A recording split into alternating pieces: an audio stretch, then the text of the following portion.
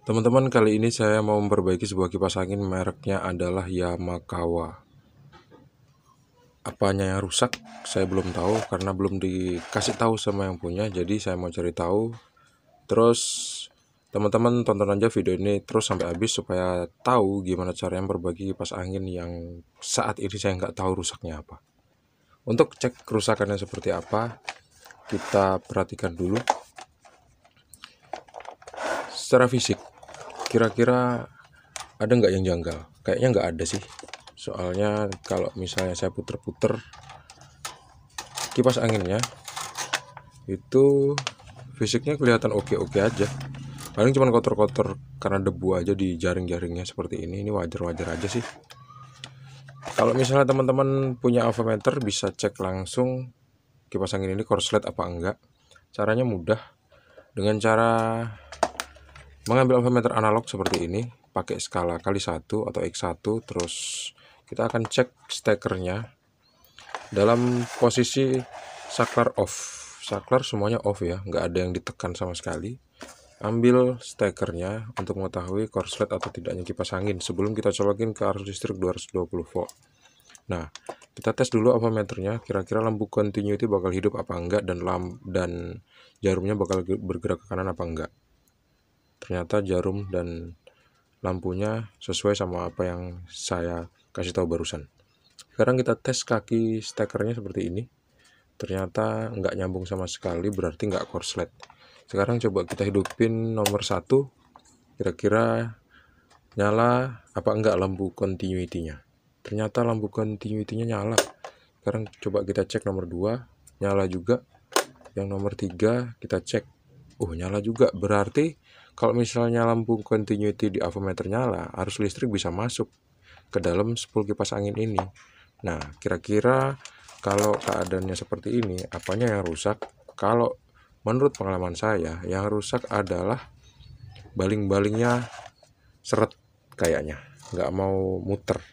Mungkin cuma berdengung aja, karena busingnya kotor, banyak debu. Coba kita buka dulu.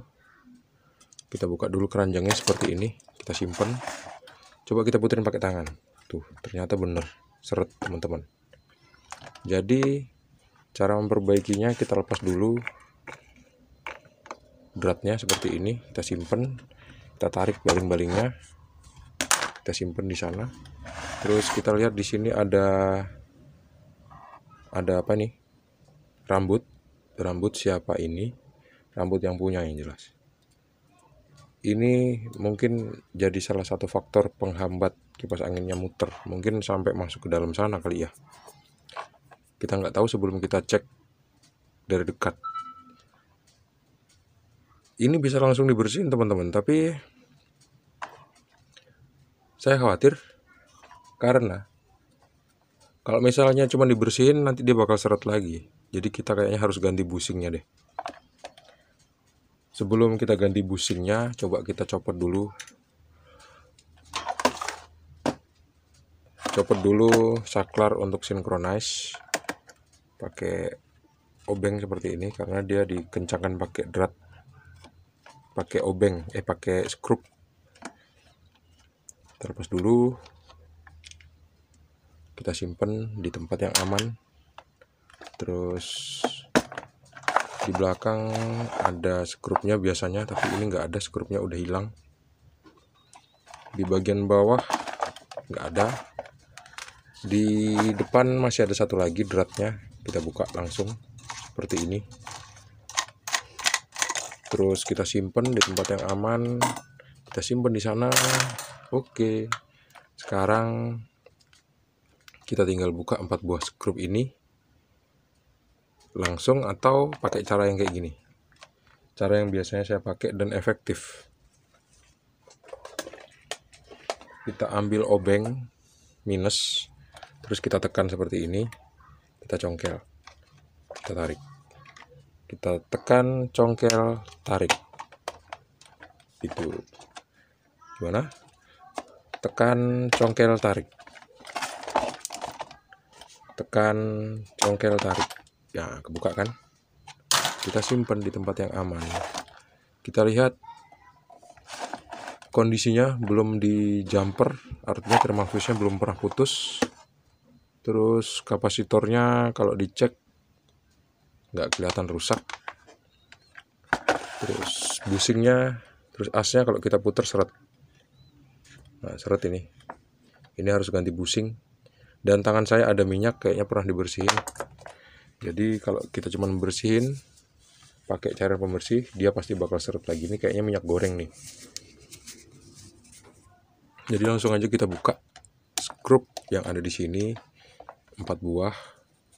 1,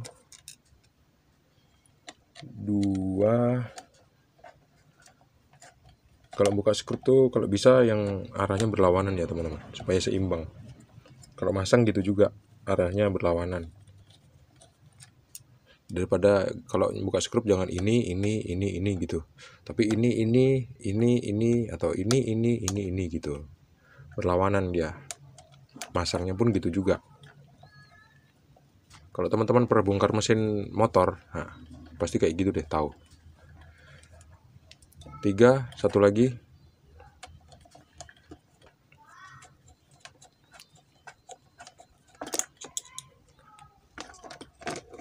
4. Oke, beres. Kita simpen di tempat yang aman. Sekarang kita putar pakai tangan manual seperti ini. Seret banget. Coba sekarang saya mau bersihin pakai cairan pembersih.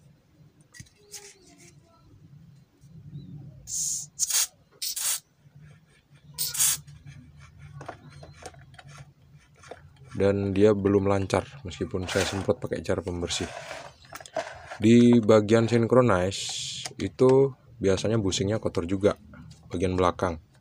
Jadi ini harus kita coba buka juga. 1 buah skrup, kemudian 2 buah skrup. Kita buka juga. Terus ada satu lagi di sini letaknya. 3.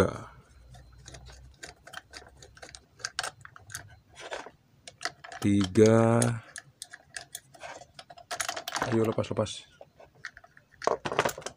Oke, ada 3 buah skrup. Simpan di tempat yang aman. Bedain sama skrup-skrup yang tadi supaya nggak ketukar panjang pendeknya. Terus sekarang batang sinkronusnya ini bisa kita lepas atau bisa kita longgarin aja kayak gini. Nah, kayak gini ya. Ini bagian belakang nih seret. Coba kita bersihin pakai cairan pembersih. Kenapa kok nggak langsung diganti aja bang? Karena kalau misalnya seret kita ganti pun nggak bisa kita lepas juga. Nah, kayak gini ya. Tuh. Bisa muter kan? Lancar. Tapi ini nggak jaminan, pasti dipakai sekitar 1 minggu udah seret lagi teman-teman, karena bushingnya biasanya udah aus. Nah, dalam kondisi seperti ini bisa langsung kita tes nih. Coba kita colokin ke arus listrik 220 volt yang ada di soft start. Ini saya tunjukin ke teman-teman soft startnya. Sekarang posisi MCB saya off kan. Saklar di kipas angin saya off kan semua. Sekarang saya colokin ke stop kontak yang ada di MCB. Kalau misalnya korslet, lampu MCB, lampu soft start saya bakal hidup. Tapi kalau misalnya nggak hidup, ya karena saklarnya belum dihidupkan juga yang kedua ya. Terus kalau misalnya mau tes lagi, itu kan tadi 2 opsi. Yang opsi ketiga, saya tekan saklarnya. Lampu di soft start saya hidup apa enggak. Kalau hidup enggak apa-apa, dia enggak korslet karena arus listrik masuk yang ke spool itu jadi 110 volt bukan 220 volt karena di seri ya. Nah, kalau misalnya korslet, memang bener korslet, MCB udah pasti turun gitu ya. Gitu. Nanti kalau misalnya udah kelihatan enggak korslet, saya baru naikkan MCB-nya. Untuk lebih jelas gimana prinsip kerja soft start, mungkin teman-teman agak bingung sama penjelasan saya yang sekarang soal soft start ini. Teman-teman bisa tonton video saya yang membahas tentang soft start di channel Teknisi Digital. Sekarang saya colokin ya. Tuh kan, langsung hidup kan, langsung hidup. Ternyata saklar nomor 3 tadi nyala. Teman-teman lihat ya, tuh hidup. Ini pakai tegangan 110 volt. Sekarang saya hidupkan MCB-nya pakai tegangan 220 volt. Sekarang saya hidupkan, tuh nyala kan, lancar. Tapi ini nggak jaminan bakal awet. Tuh lancar, lancar.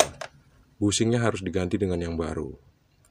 Saya akan coba cari busingnya dulu. Setelah itu saya bakal balik lagi ke kalian. Saya mau tunjukin gimana cara masang busingnya. Teman-teman, saya udah punya busing yang baru seperti ini bentuknya. Saya akan mengganti 2 buah, depan dan belakang mau saya ganti semua. Langkah yang paling mudah untuk mengganti busing yaitu dalam posisi seperti ini. Kita congkel aja kunci busingnya sampai dia longgar. Ini ada kayak mau patah nih kunci busingnya, tapi nggak apa-apa, kalau bisa jangan sampai patah ya. Seperti ini. Kalau misalnya udah agak longgar, kita bisa lurusin 2 buah aja, jangan semuanya.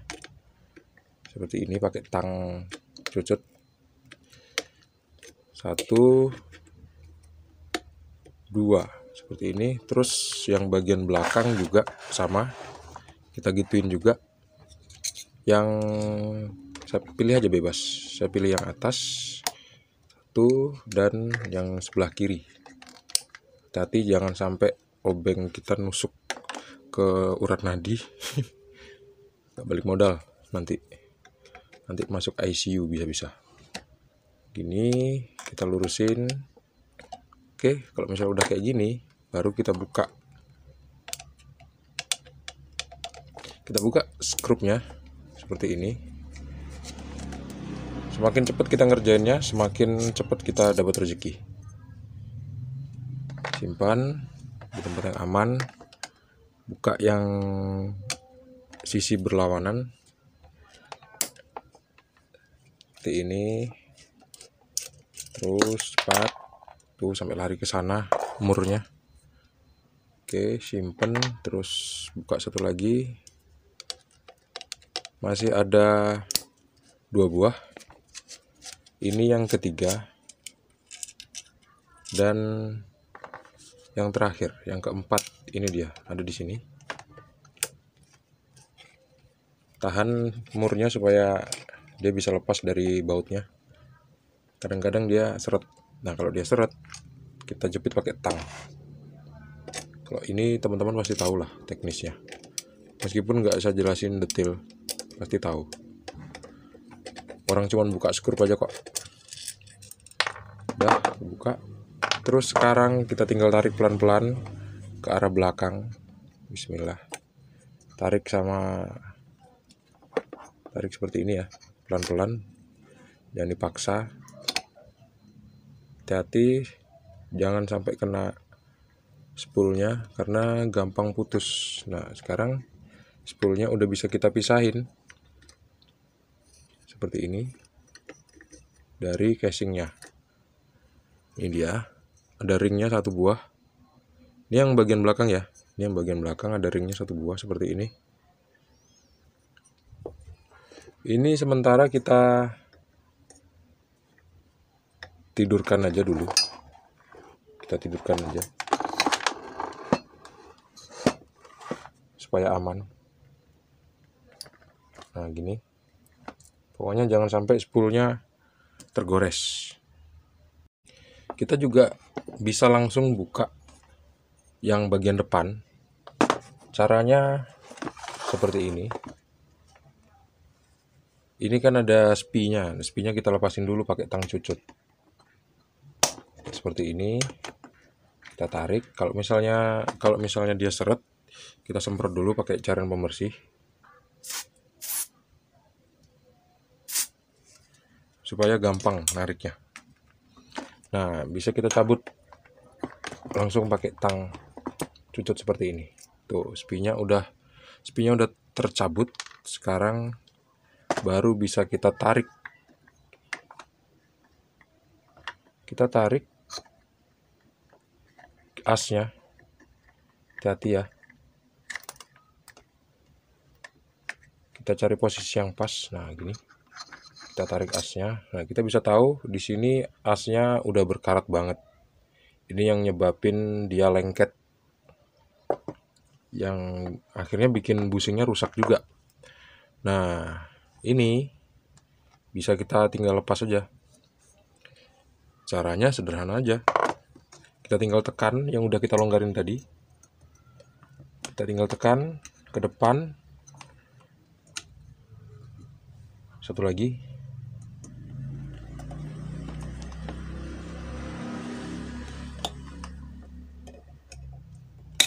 Seperti ini. Tuh. Busingnya langsung lepas ya. Kita bisa lihat di sini busingnya udah tergores. Kelihatan goresannya, mungkin teman-teman bisa detail ngelihatnya ya. Karena kalau di kamera ini agak susah ngedapetin fokusnya.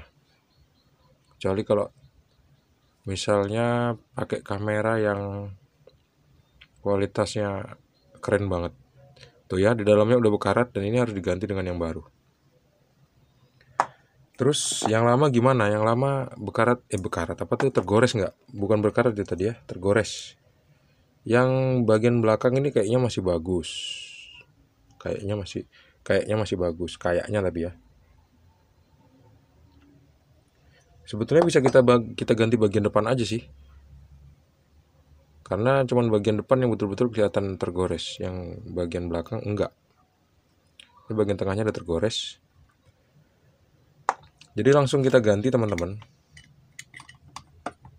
Coba ini kita ambil. Ini ada bulu-bulunya nih, kayak kertas gitu. Kita bersihkan aja dulu. Kalau misalnya susah, kesenggol kan kameranya. Kalau misalnya susah, kita buka aja semuanya gini. Tuh. Ini bulu-bulunya kita bersihin aja deh sampai bersih, sampai benar-benar hilang. Seperti ini. Ini kita bersihin dulu supaya lebih nyaman. Kita bisa lepas cover busing bagian depan dengan membuka satu buah skrup ini. Longgarin aja. Ini saya mau bersihin dulu. Setelah bersih saya bakal balik lagi ke kalian. Teman-teman udah bersih ya seperti ini. Untuk supaya makin bersih, semprot aja pakai cairan pembersih seperti ini, supaya lem-lemnya hilang. Tuh, disemprot langsung hilangkan lemnya. Kalau gitu kita tinggal lap aja dikit. Kalau nggak dilap sih sebetulnya juga nggak apa-apa. Tapi kalau misalnya kita pengen ngelap ya lap aja. Ini juga penguncinya kita semprot aja karena ini bekas kayak lem gitu. Kita semprot aja. Ini kalau kena debu kayaknya makin lengket dia. Jadi supaya dia nggak lengket lagi, kita semprot pakai cairan pembersih, karena cairan pembersih itu ada unsur-unsur penegasi lem, atau bahasanya apa ya, unsur-unsur yang berlawanan sama lem gitu.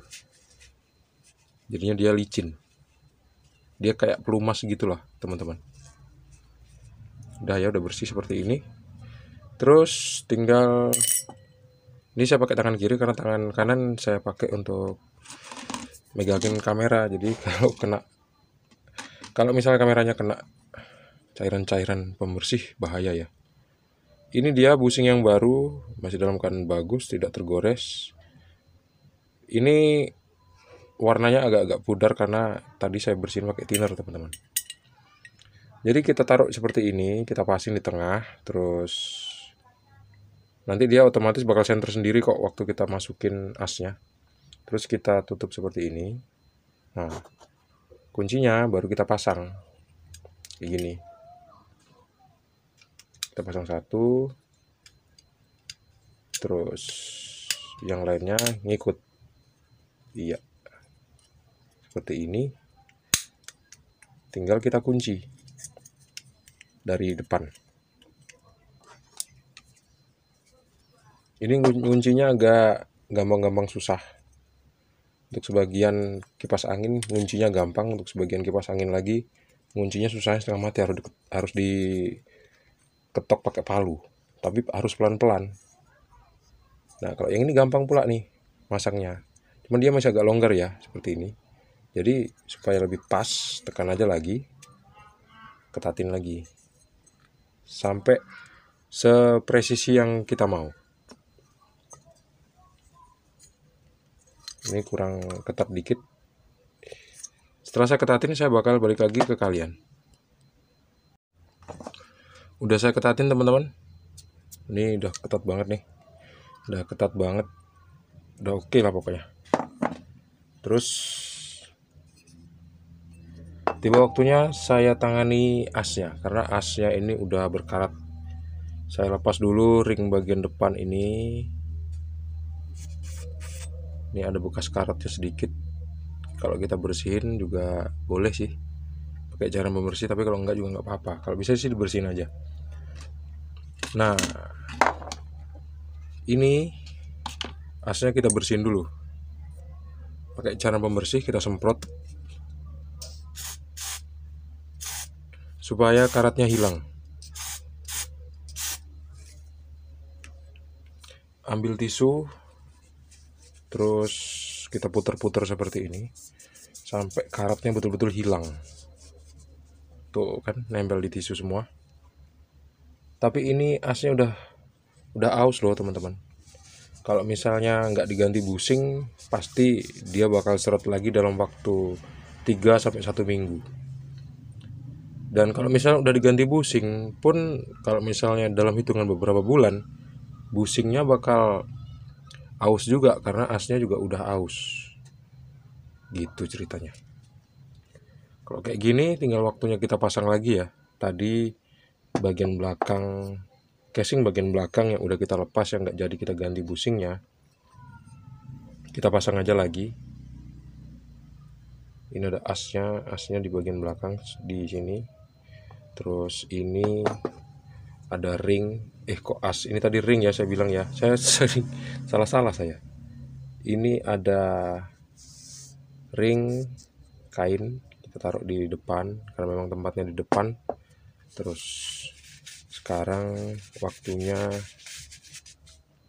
kita pasang lagi atau kita ketatin lagi kunci yang tadi kita buka.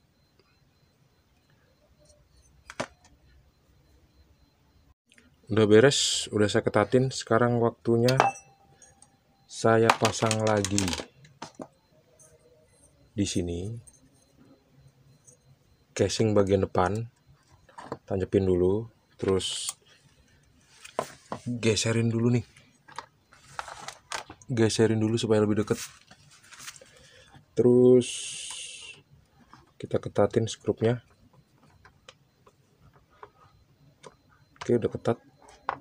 Kalau bisa arahnya ke depan ya, gini. Ya. Terus kita tinggal pasang asnya.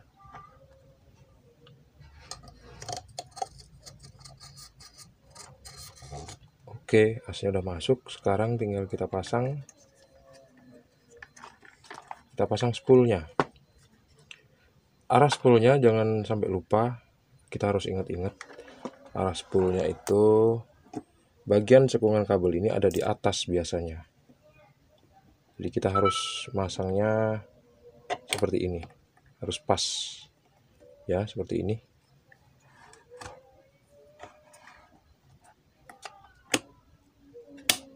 Seperti ini. Nah, udah bunyi klek, artinya dia udah setel, udah pas. Terus kalau misalnya kita putar agak seret, wajar karena bagian belakangnya belum kita pasang. Sekarang bagian belakang kita pasang, cekungannya ini harus di tengah-tengah kabel. Kita masukin. Terus kita dorong pelan-pelan. Seperti ini. Sampai pas di dudukannya. Seperti ini ya. Coba kita putar. Agak seret, biasa. Karena belum diskrup. Atau asnya belum center biasanya. Biasanya asnya nggak center sih.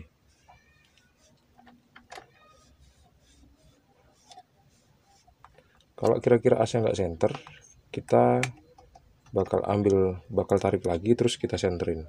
Tapi kalau seperti ini, itu asnya bakal ikut otomatis center karena motornya berputar. waktu kita hidupkan. Jadi tinggal kita pasang sirupnya, keranjangnya baling-baling, terus saya bakal balik lagi ke kalian. Sekarang semuanya udah saya pasang dan tinggal saya tes untuk yang terakhir kali sebelum saya balikin ke yang punya. Gimana hasil setelah perbaikan, setelah membersihkan asnya dan setelah mengganti busing yang udah calar, udah tergores, udah apa namanya, selain tergores, selain calar, selain tuh apa tuh baret ya, apa tuh kata lainnya. Nah itulah, setelah busingnya rusak, setelah saya ganti yang baru, yang bagian depan, karena yang bagian belakang masih baik-baik aja. Sekarang coba saya colokin ke arus listrik 220 volt dan kita lihat hasilnya seperti apa. Bismillah. Wih, nomor 1, muternya lancar teman-teman, mantap.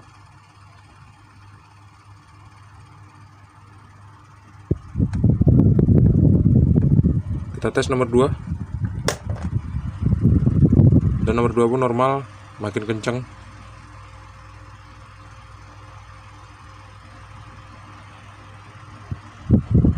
Sambil berputar seperti ini, busing yang kira-kira miring 0, sekian derajat itu bakal center gitu. Nomor 3,